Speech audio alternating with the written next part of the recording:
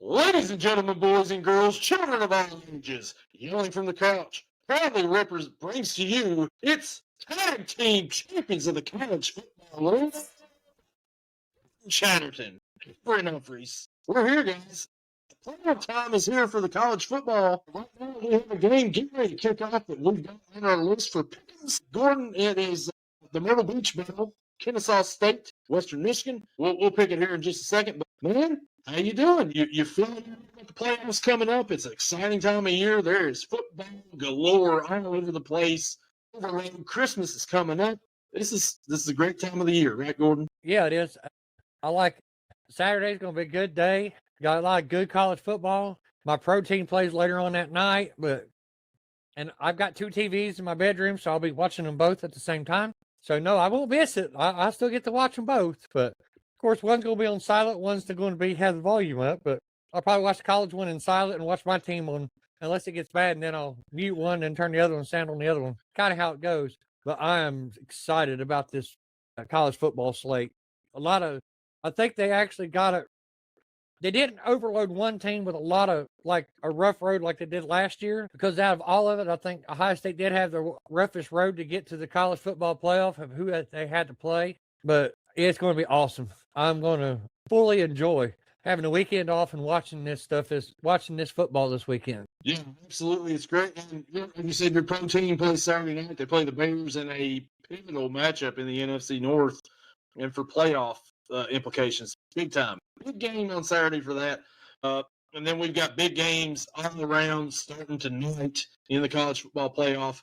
We're right now, Gordon, as I mentioned at the top there, we're at the Myrtle Beach Bowl. So we're going to go ahead and pick it. It just kicked off. Myrtle Beach Bowl. The Kennesaw State Owls facing the Western Michigan Broncos. Western Michigan's a 3.5-point favorite.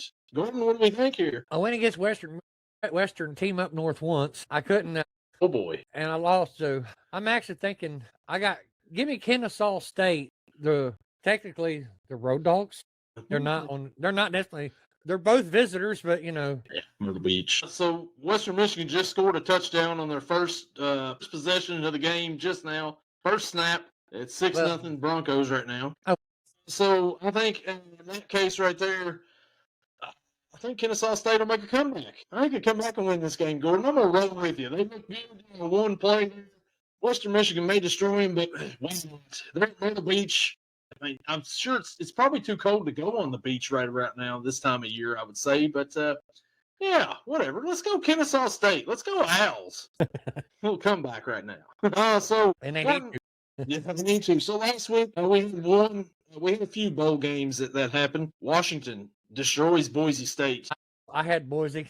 You had Washington. Yeah. Jacksonville State, 17-13 winners over Troy. I had Jacksonville State in that one. Yeah. Old Dominion, South Florida. And we was kind of off on that one. We both picked South Florida. And I don't think they started anybody because their coach is leaving to go to Auburn.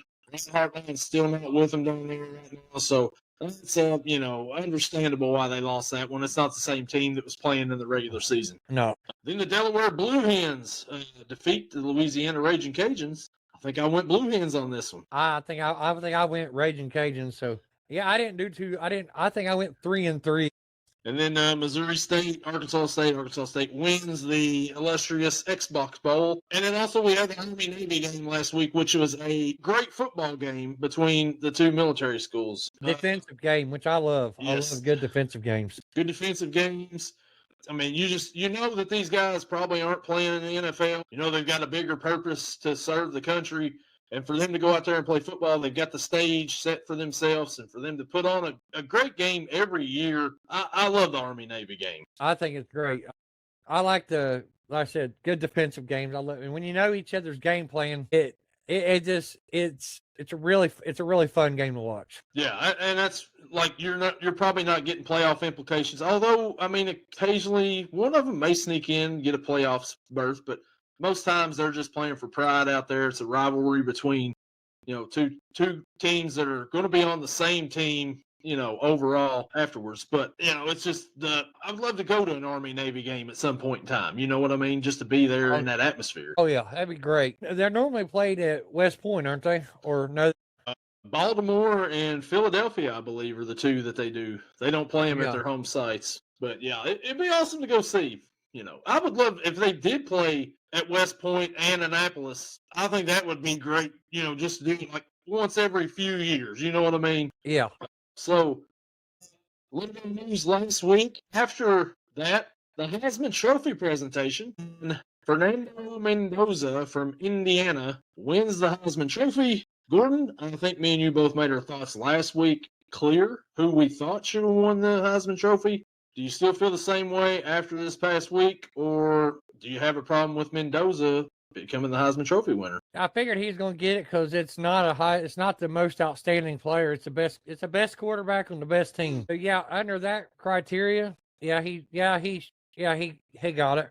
But if it's actually for the most outstanding player, no. Jacob Rodriguez was the most outstanding football player this year. By far, Texas Tech linebacker. He's in the Big 12 and plays defense. Who the hell thought that? Nobody. So, I mean, what did he do in that one game? He had 2 sacks, a forced fumble, a fumble recovery, and an interception. I mean, shit. What else can you do? You want to talk about putting something on a conference championship on a big stage? He played lights out. Mendoza played like hot garbage. If his offensive line couldn't tackle, he'd have probably been sacked in double digits. And with, you also had Romello Height over there as a linebacker getting that same kind of stat line during that conference championship. But Jacob Rodriguez does it week in and week out. Oh, yeah. He does it every week. I mean, actually, if you look at some of the games, that's not even his best game. No, it wasn't. And you see how impressive that game was for him. And that's not even his best. Yeah, that wasn't his best game. His best game, I think, came the first time they faced BYU. Well, it was one of his best games anyway. He loves playing BYU, obviously. But yeah, so, I thought that Pavia probably should have won it, if they were going that way. But they give it to Mendoza. I mean, I understand, like you said, it's not really who's the best player in the nation. It's the best quarterback on the best team. And this year, and during the regular season, it was. Now, will he be able to do that in the playoffs? Time will tell. We'll find out. But right now, the Myrtle Beach Bowl, Gordon, an update. Western Michigan just scored another touchdown to go up 14-0 with 13 minutes left in the first quarter. Our pick is not looking so hot. No. And you never know with bowl season. That's why it's fun, because you never know who's playing, who's coaching, or any of that. Who cares that they're even there? So it's just fun to watch and pick and just be like, okay, we did not expect that at all. Gamble on any of these picks, no, for sure. On the CFP is a little bit more. Yeah, CFP. We know they're all going to be there. Yeah, but these bowl games, it's like it's all for fun, and it's what it is. It's fun. So Gordon, we don't have a whole lot to talk about from last week. We talked about, we recapped a little bit here. But yell or no yell, that was kind of my yell or no yell right there. I just kind of blew it. I thought Pavia should have won it. You thought Rodriguez should have won it. So we really didn't have a whole lot to get into on yell or no yell, because there wasn't much yet. No, there's only 6 games we were played, and and then the Heisman Trophy ceremony. The Heisman Trophy. It's time for yell or no yell. Yep, it was yell or no yell just there. So we got it in. Barely, I guess. So, yeah, I think we can yell there that we thought that the wrong person won, but neither one of us is really outraged about it, too. So no, I'm not outraged. Only thing I'm outraged about is that conference championship game. Evidently, I don't know what a holding call is. I need to be re-educated. I thought, if you tackle a defensive end, if offensive lineman tackles the defensive end, I thought that was a slight hold. I was wrong. Silly you, right? Yeah, well, I guess I was wrong. Need to be updated on new rules. Yeah. So. Yeah, like I said, man, told you before, didn't really have one because there wasn't a whole lot going on last week. There wasn't a whole lot to get outraged or frustrated about. So that was our little yell nose yell. So our other segment that we've had on here is we highlight a player that's kind of undervalued, that we would kind of like our professional teams to go out and draft. Well, this week, Gordon, we're going to go with maybe a player that you all may know that we would like for our teams to draft. Gordon, I'll let you go ahead and go first. Who is your player this week? My player this week, and I've spotlighted him before. He's the right tackle for the University of Georgia, and I can't remember his name right now, but we talked about him before. I most definitely want my team to draft him. And I don't care if it's with their second round pick, because they ain't got a first this year or next year or the year after. because of the Micah Parsons ACL tear trade. Sorry, I had to. He didn't have one then, but he's got one now. Got one now. But we gotta.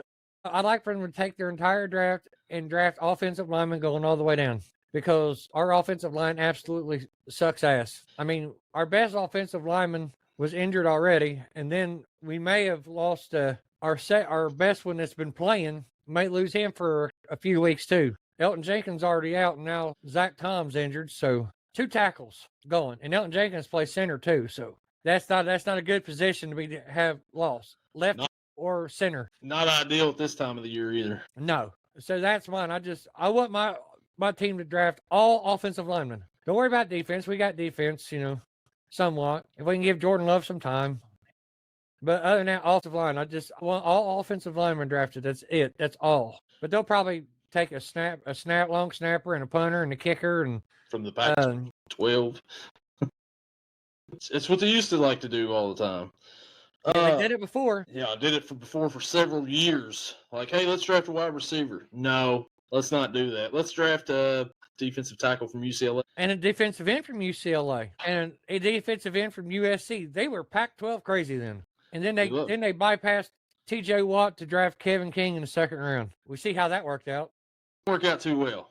Not well at all. So my player that I'm going to spotlight here for me, I want my team to draft, and they've got a good shot at drafting this guy now because they keep rising in the draft charts because, well, it's been a disaster in Cincinnati. I may have let some things fly on the Pro Football Podcast. You may have checked that one out too. Kind of ranted a little bit about the Bengals and what they should do. And it was funny too. The whole show was funny. The whole show was funny too. I won't go off on that one here, but the player I want to spotlight here is a well-known player in college football. Gordon, you know this guy really well, and that is Mr. Caleb Downs. Come on down to Cincinnati. We can use him on defense for sure. This guy knows how to tackle. That's some of the things, play defensive back, play safety, play a little bit of linebacker too. He kind of reminds you of Troy Polamalu when he plays. He's all over the place. Yes, I would love for the Bengals to have that on defense. They need a player that can wrap up and is sound and will go out and flatten somebody out. You probably wouldn't mind them drafting the linebacker from Ohio State either, number 8. No. Is that the one that we've talked about already on here before? The one you brought up. Arnell Reese. Yes. I would definitely like him, but I brought him up. But this is one that I'm like, I don't know if he's going to be in the Bengals draft. He may, though. I mean, the Bengals still got a chance to go up the charts a little bit more. Mac Taylor. Yeah. My pick helped you out because I picked Tennessee to win. So if they win another game, that moves them down and get a chance for another team to go up above them. Yeah. So, it would be like very Zach Taylor-like if he goes out and they win the next 3 games when it doesn't matter and all you do is hurt your draft status. Anyways, enough about that. But yeah, Caleb Downs, I would love to see in a Cincinnati Bengals uniform because right now they're drafting 9th, 10th. He could probably be there at that point in time. Arnell Reese won't be there at that point in time, I got a feeling. But I'll take either one of those guys for sure on defense. Absolutely. If I knew my team would draft him, not next season because, well, not the next 2 seasons, so never mind because they'll have a first-round pick. They never get him. So who's that? Jeremiah Smith. But they'll never get him. You won't draft that high. No, next 2 years we don't have first-round draft picks. If you did, you wouldn't draft that high. It would have to be a horrible season for the Packers to be drafting that high to get him. I would take it if we could get him. Just tank for 1 year just to get Jeremiah Smith. Hey, the Dolphins tanked for Tua one time, and the Bengals played for the number 1 pick against the Dolphins in 2019. Both of them were having really bad years. It was a tank for Tua. Everybody was thinking Tua. The Bengals were down 14, maybe 16. I think they were down 16. They score a touchdown, go for 2, get an onside, score another touchdown, go for 2 with Andy Dalton to tie the game. They go to overtime. Miami comes out, they win the game. And as they win the game, that means the Bengals end up getting the number 1 overall pick. This is like week 16, like what we're going to have right here. Bengals get the number 1 overall pick. Joe Burrow goes on a run at LSU to win that national championship with all those wide receivers. And the Bengals decide, we'll go with Joe Burrow instead of Penei Sewell or Tagovailoa. And, I would say it's turned out well for the Bengals, but, quarterback-wise, it turned out great. Just protection-wise, it sucked. Coaching has sucked. But that's a fun little flashback. You got two teams here who are fighting over the number one pick. Tua is now benched in Miami. They're moving on from him. Joe Burrow's still with the Bengals, still has an opportunity to do something if the Bengals would do something, management wise. But hey, it's a fun little thing to look back on as those two teams play this Sunday. Yeah, looking back on drafts is not fun for me because we've passed up on a lot of good players to draft somebody else. One of them we talked about just a second ago was a terrible pass. We've passed on good wide receivers, yeah. Well, we got a quarterback, but I still think he would have been available in the second round. Yeah, I think so too. And you talk about a miss. I mean, 1 year in 2017, it really doesn't matter at this point, but the Bengals drafted number 9. They drafted John Ross out of Washington, wide receiver. The number 10th pick in that draft was the Kansas City Chiefs, and they drafted Patrick Mahomes. So, I mean, it's crazy to see what, how things could have been with one, change, one small change. Like John Ross, has he played in the league in the last 3 years? I don't think so. I think it's been longer than that. It probably has. I think his last year with the Bengals, he did go to the Giants for a little bit, didn't he? I don't know. Well, he didn't make no noise because I never saw him. No, fastest 40 time in the draft or in the draft combine. But yeah, it's fun to look back sometimes and see, be like, okay, you could have had this player, but you drafted this player, and this player is going to be a Hall of Famer, and this guy's a bust, barely made the practice squad. Yeah, we had our fair share of busts in the first round. So the college football playoff starts tonight, and the rankings are Indiana 1, Ohio State, Georgia, Texas Tech, Oregon, Ole Miss, Texas A&M, Oklahoma, Alabama, Miami, Tulane, and James Madison. So that's your little refresher of the top 12. Of course, the first 4 teams are on a bye. They're off for the playoffs. They're kind of watching to see who they're going to get next week. Indiana plays the winner of Oklahoma, Alabama. Ohio State gets the winner of A&M, Miami. Georgia gets the winner of Ole Miss and Tulane. And Texas Tech gets the Oregon, James Madison winner. Should be interesting to see. And we will go ahead now. We'll get into our picks. And before we get to our college football playoff pick, Gordon, we have another bowl game this afternoon to pick. And that would be the Union Home Mortgage Gasparilla Bowl between the Memphis Tigers and the NC State Wolfpack. NC State is a 4.5-point favorite here. Gordon, what do you think about the Union Home Mortgage Gasparilla Bowl? I think it's a very long name. It's very long. Cool. They should have. It should be Union Home Mortgage Gasparilla Sarsaparilla Bowl. I mean, just add an extra word in there. Why not? Yeah. On this one, I got to admit, I don't watch neither one of these teams very closely, but I do know NC State can play defense sometimes when they feel like it. But give me NC State because I don't think they do have a decent defensive line at times, but I don't think Memphis can control them that much. So give me NC State and the cover. Yeah, this here, like you said, I really don't know a whole lot about either one of these teams. I watched Memphis a few times because they were flirting with the playoff and the group of 5 spot and all that. NC State beat, I think they beat like Georgia Tech, didn't they? Like kind of beat them down when they were undefeated. Oh, yeah, they beat them bad. Yeah. So with that, I think I'm going to go with you here. Give me NC State win and give me NC State to win by about 10. I think they win by about double digits here. I think there's going to be a little bit too much for old Memphis there. There's our first bowl game pick out of the way, the Union Home Mortgage Gasparilla Bowl. They'll be talking about this one for minutes after the game. All right. So the next matchup we've got, and let's get to it here, Gordon. This is what everybody's been waiting for. The college football playoff first round begins tonight between the number 9 Alabama Crimson Tide and the number 8 Oklahoma Sooners. Oklahoma is a 1.5-point favorite against Alabama. These two teams met in the regular season. Oklahoma got the win. Gordon, who are you going with here? What do you like? I like Oklahoma's defense, especially against Alabama, because Kalen DeBoer does not do well against Oklahoma, and Oklahoma's been Alabama's nemesis for a while. Eventually, you got to get the monkey off your back. So I'm going to take the team that I don't know why I'm taking them, and that's Alabama. You haven't proven nothing to me against Oklahoma yet. I mean, the past few years. Give me Alabama, and they're the road dogs. The other road dog is really disappointing me. They're down 21-0. And the Myrtle Beach Bowl update, Western Michigan 21, Kennesaw nothing. Oh, wow. Yeah, in the first quarter. I think we may have messed up on that one. Anyways, it's all good. So Alabama, you're 9-3. You sneak into the playoffs at number 9. You followed Oklahoma earlier in the season. Oklahoma's defense really good. Brent Venables has turned that team around. We thought last year he was going to get fired. Oklahoma's expecting a lot. They come into the SEC, and they're thinking, well, this guy ain't got it. And then he comes in, he brings that defense. I mean, he's a defensive guy. And that defense is great.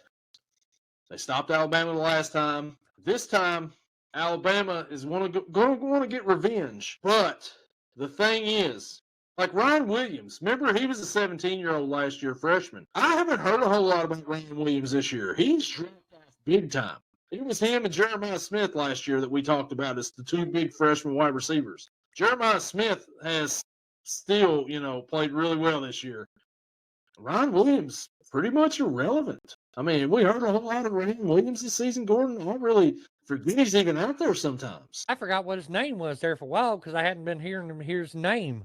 Yeah. I heard the other day saying, where is he? And I was like, well, yeah, that's his damn name. Yeah, where has he been? Yeah. So this game right here, I think, could be a good matchup, but I think the Oklahoma Sooners go in and they take down Alabama. They beat Alabama, and then Alabama will be looking for a new coach after this game. Not because they fire Kalen DeBoer, because Kalen DeBoer is going up north to that team up north, Gordon. He's going to be a part of your rivalry. He's going to leave the University of Alabama to go up to Michigan to take that job after this game is over. He's already wanting to go and be gone. Alabama fans are probably wanting him gone. They'll definitely want him gone after this. I think that the time to get rolled in this, when Oklahoma wins, Oklahoma covers, and Kalen DeBoer tucks tail and goes to the Big Ten in a move that you will probably like because Ryan Day will own Kalen DeBoer. Give me the Sooners. Yeah. So he wants to leave a team with high expectations to a team that has more expectations. Not only does he want them to have a winning season, but he wants them to beat one in particular team every year. Wants a Big Ten title every year. You go from Alabama, their rivals Auburn.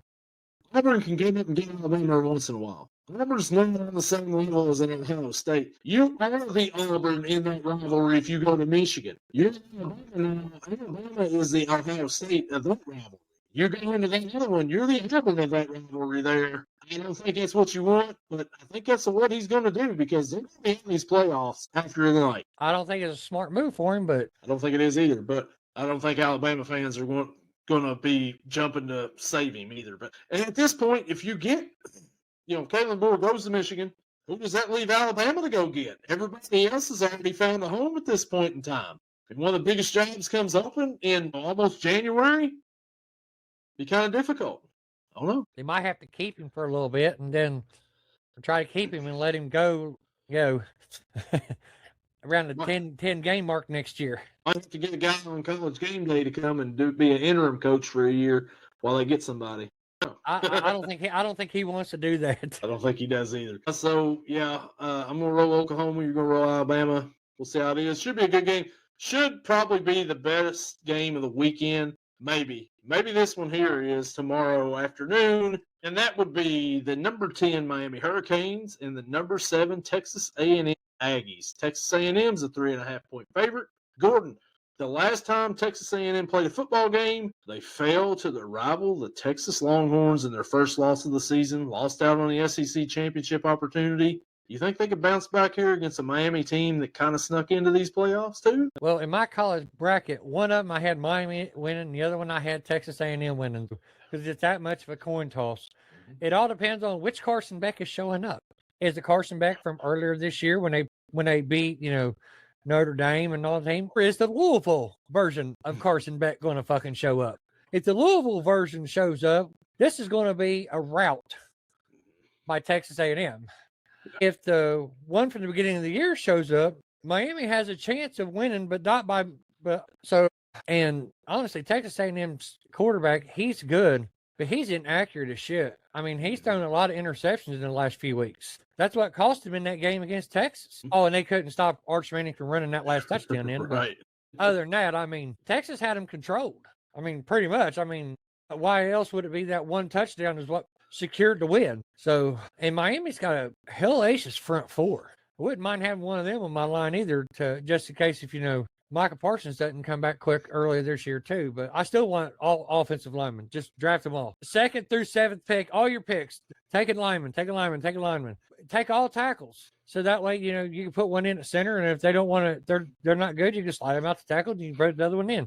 But give me Texas A&M because I don't think that version of Carson Beck is going to show up. Although I do like that defensive line. Reed scares me with throwing picks, but because he runs kind of loosey-goosey with the ball. He gets knocked out a lot.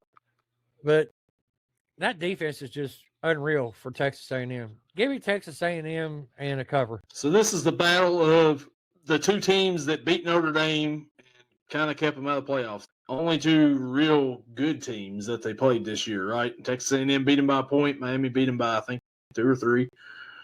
But Miami, like you said, which Carson Beck are we getting? It's hard telling. You really don't know with Carson Beck. That's the way he's been his whole career. Consistent as can be.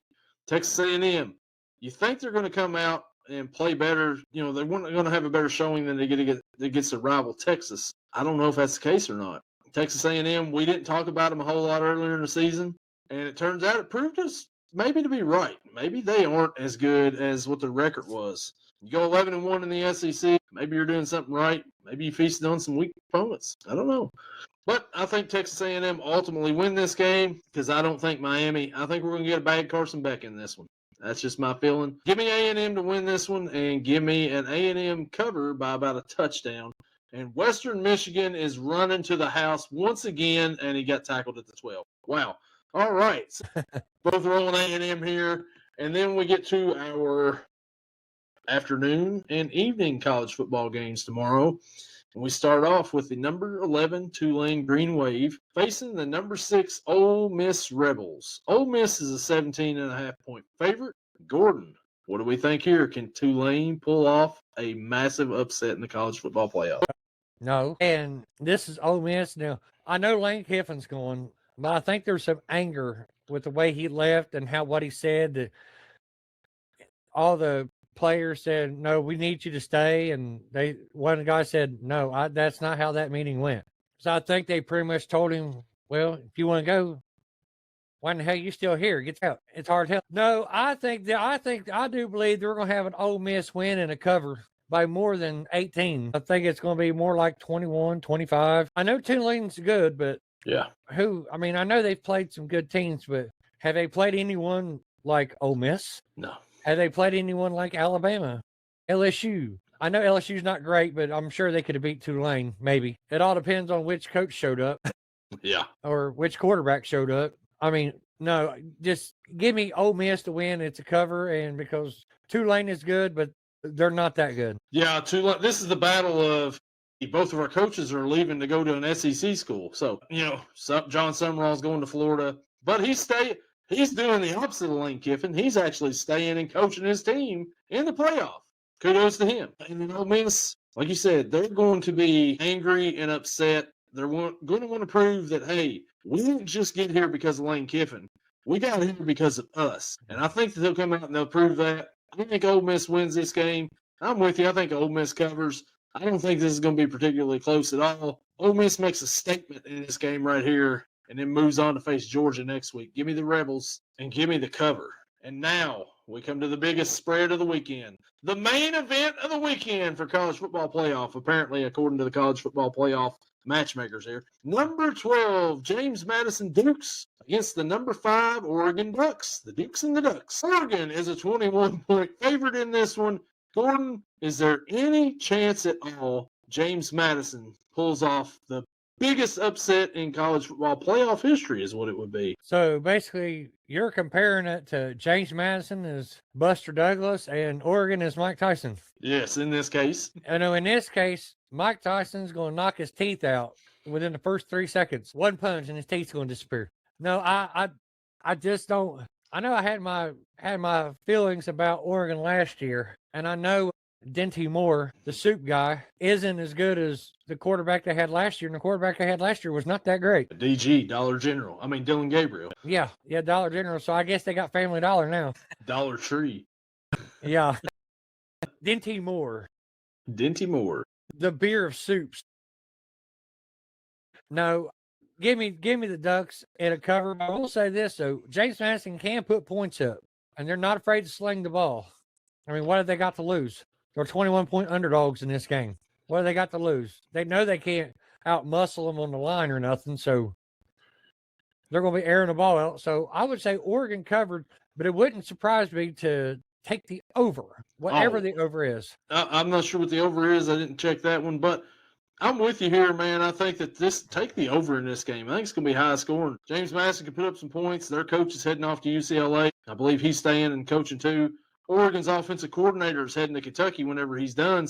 I would kind of like to see an upset, but Oregon maybe score like 56 or something like that, but lose. That would be cool. But I don't think it's going to happen. I think Oregon wins. I'll give it a push. I think Oregon wins by 21. And if you like offense, I think you'll like this game right here. I think a lot of points are going to be scored. It's going to be, scoreboard's going to light up in this one. And maybe that's why they're saving it for last of the week. That's what I was getting ready to say. Yeah, a lot of points scored, and people love points. So yeah, give me the I Ducks. like good defensive games. I like good defensive games too, unless I've got player props and I'm like, okay, I need all the offense that I can get right now. That'd be great. So that is our college football picks for the week. But Gordon, we're not done yet. We've got 5 more bowl games we're going to pick here for the next week. And let's go ahead and let's get started. The next one we've got on the list, and that would be the famous Idaho Potato Bowl. And that features the Washington State Cougars, I almost said the Huskies. Nope, the Cougars and the Utah State Aggies. Utah State's a 1.5-point favorite.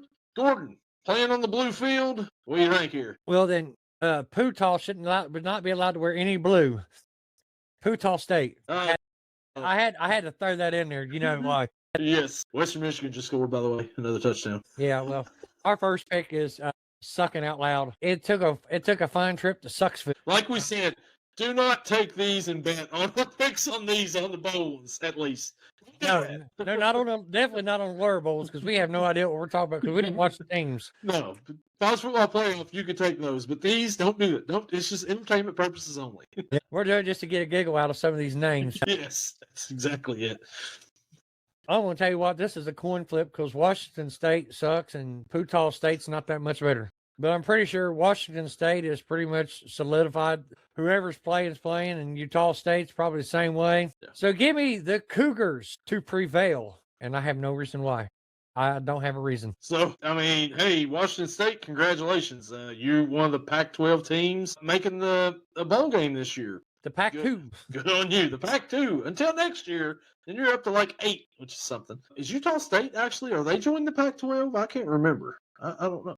This may be a future conference preview, or maybe I'm just talking. I don't know. It might be. I think. Yeah. So this all ties in next year together, maybe. But I don't know much about either one of these teams. But Gordon, I'm going to go ahead and I'm going to do it right here. Give me Washington State to win this game, and give me a Washington State cover here against Utah State. So yeah, give me Washington State in this one. Washington State's underdogs. You said to cover. Yeah, they'll cover the spread because they're the underdogs. Right. Yeah, it wins the covers. Yeah.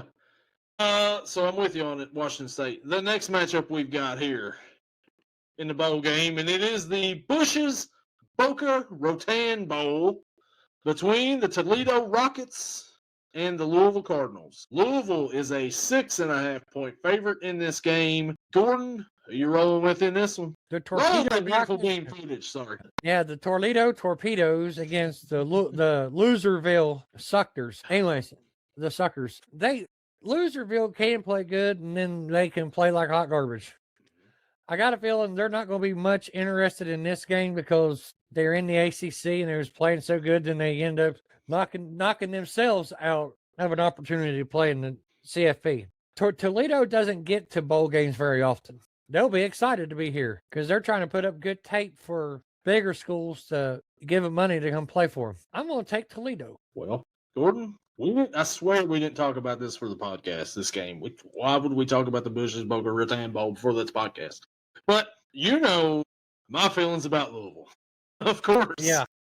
It's, hey, it's L's down over here. And then also, like, before the season started, Kentucky played Toledo their first game of the year. We brought on the podcast Dan Rocket Man Savage from the Midnight Blue and Gold Launchpad podcast. And, hey, he was great. And so in that case, give me the Rockets to win this game, Gordon, against, L's, however you do it. L's down. Yeah, I can't do that. There it is. L's down, because it's L's down all the time in here. Give me the Rockets to win. Give me the Rockets to cover this spread because they're the underdogs. And I think that they win. And for this purpose here, Louisville's a home team. So that would mean that the Toledo Rockets are the Red. Oh, Jesse James. Give me the Rockets. You got it in. The next matchup, we go to the New Orleans Bowl. And that would be the Western Kentucky Hilltoppers and the Southern Miss Golden Eagles. Western Kentucky is a 5.5-point favorite in this one. Gordon, do you think Brett Favre's alma mater can pull it off against Western Kentucky? Bailey Zappi. Well, to be honest with you, Southern Miss they're not that far from New Orleans. This is kind of a home game for them, too. Because it ain't that far. It's what? A 30-minute, 45-minute drive? Yeah, it's probably not far. To Louisiana. It's not that far from Louisiana, but I like Western Kentucky's offense. Yeah. But once again, Western Kentucky don't get the bowl games. They've been getting to them a little bit more here lately, but neither does Southern Miss, as a matter of fact. Yeah, give me Western Kentucky for a win, but not a cover. I can't tell you why because I don't watch neither one of these teams. I think I'm gonna go with you here on this one. Western Kentucky. I think they'll win. They've got a fun offense. They usually have a fun offense every season. Like I mentioned Bailey Zappi earlier. He put up a whole bunch of yardage.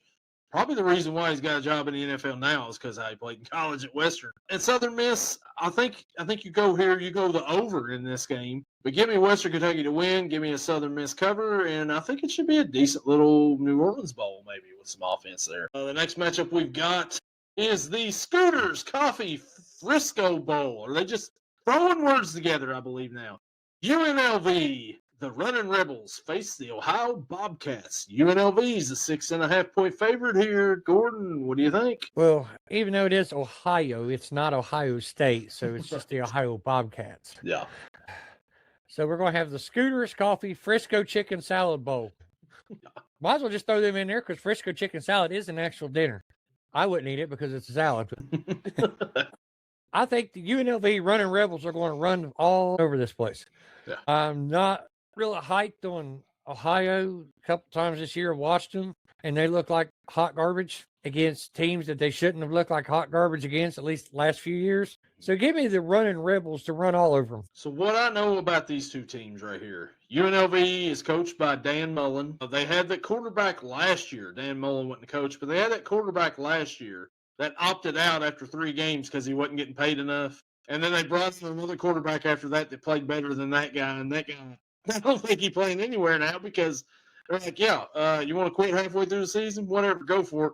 We'll replace you with somebody else to show that it wasn't you to begin with. Anyways, that's all I know about UNLV. Ohio, they got a quarterback, Parker Navarro. I know that guy. I've heard his name before because he was a really good MAC quarterback last few years. Not the same this year from what I've heard. They played Ohio State earlier in a game that was kind of close after like the first quarter, I think. And then it wasn't after half. First half, yeah. 13-9 or something like that. Yeah, 13 or 14-9. It was close. So UNLV, I think they've got the better coach. Would be my guess, because Dan Mullen's probably going to get a bigger job. Maybe he gets that Alabama job when DeBoer goes. I don't know. We'll see. But give me UNLV to win, and give me UNLV to cover that 6.5-point spread. And now that'll take us to our last bowl game pick of the week, and that is the Sheraton Hawaii Bowl. The California Golden Bears face the Hawaii Rainbow Warriors. Rainbow Warriors? Yeah, that sounds right. Yeah, I think. Yeah, Hawaii Rainbow Warriors. Cal is a 1.5-point favorite on the road on Christmas Eve. Gordon, what are you thinking here? This is in Hawaii. And so basically you're playing in Hawaii Stadium. They don't have enough stadium there. So this is a Hawaii home game by far. Of course, there's probably a few California fans there because it is a tourist destination. It is a good vacation destination. I've never been there myself, but give me the home dogs, Billy Gunn. And honestly, it is the home dogs. Even if they was considered the away team, they're the home team. I give me Hawaii. California's good. Proved me right a couple times throughout the year. Ice. Give me Hawaii to win. You know, Gordon, I think I'm with you all the way on this. California went 7-5 this year, was decent as an ACC team. I mean, they had some wins there. They were competitive in a lot of their games. They beat who was it? They beat SMU when SMU could have clinched the ACC, playoff or ACC championship. So, and this game is in Hawaii. California had a really good year, but they fired their coach. Like, guys went 7-5 with this guy, and you fire him. You're going in the right direction, and you fired him. Was there something else going on here? Was there Sharon Moore situation or something we don't know about yet? I don't know. They got ahead of time? Yeah. But I think I'm going to roll with Hawaii here because of that fact. They fired their coach. This game's in Hawaii. Home game for Hawaii. Give me the Rainbow Warriors in this one. And, of course they cover because they're the dogs. The home dogs. Billy Gunn. And there we go. That is our picks for the week. That game's on Christmas Eve. We will record another one for Christmas Eve, so that one won't be done yet to see if we've got it right or not. If we did, whatever, because hey, whatever. Yeah. So that's our picks for the week. Gordon, you have anything else you would like to add on to the end of this podcast here before we get out of here and enjoy this weekend full of football? Well, one thing I would like to say is I'd like to reiterate that I want my Green Bay Packers to draft all offensive linemen in the draft this year. We don't need any more wide receivers. We got wideouts. We got a quarterback. We got a good defense. They're all locked in a little bit. Draft all offensive linemen because – oh, wait a minute. No, let me scratch that. Let's throw a cornerback in there somewhere because 2 is not going to cut it. And I don't consider you can't count Nate Hobbs because I think I've only seen him twice this year so far. I think he's out injured every year. So you jumped at Jair Alexander to sign another Jair Alexander that's just not nearly as talented when he does play. Hey, sign one. If that one guy from your team is out there with Michael Parsons, I'd like to have him. DQ Hardaway or JQ Hardaway? JQ Hardaway, yeah. He's very aggressive, and if Micah Parsons is out there chasing him down, and plus he's tall enough to cover the big receivers, which is where we intendedly have the issues. Yeah. Yeah, I like the way that would look. So with your college team here, if I was to ask you, which team would you rather see next week, Miami or Texas A&M? Who would be a better matchup for Ohio State? Or does it even matter? Really doesn't matter. But if I had to pick, I mean, for entertainment purposes, well, for everybody else, it would be Texas A&M. For my entertainment purposes, it would be Miami. Yeah. Because Carson Beck has them tendencies to turn into Loserville yes. Carson Beck. Often than not. And that would be more entertaining for me. Absolutely. Yeah, I was just curious because I figured it really doesn't matter because Ohio State's a better team. They should win against either one of those teams. But I was just curious which one you would think, because I would be like, yeah, Miami would probably be the less difficult of the two teams. I don't know. Marcel Reed can get rattled if he gets pressured from both sides, which we can do. Yeah. Alvaro Reese coming from one side and Steph's younger brother coming from the other side. Yeah. And of course, we got a lot of meat in the middle. So meat in the middle. I mean, we got 300-pound horses that run, on the line there.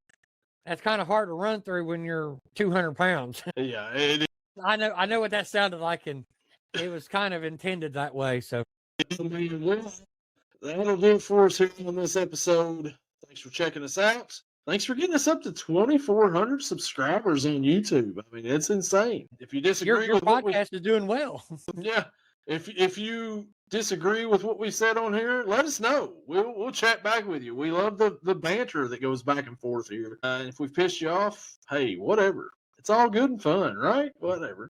But we'll catch you on next week. The last show we'll have before Christmas, and we'll be down to the final 8, Gordon. Oh yeah. And if you got Apple, rate 5 stars and leave a review. QR code's right there. Scan it. And it'll send you right to the page. Scan it. And like you said, leave us a review. And we'll catch you all in the next one.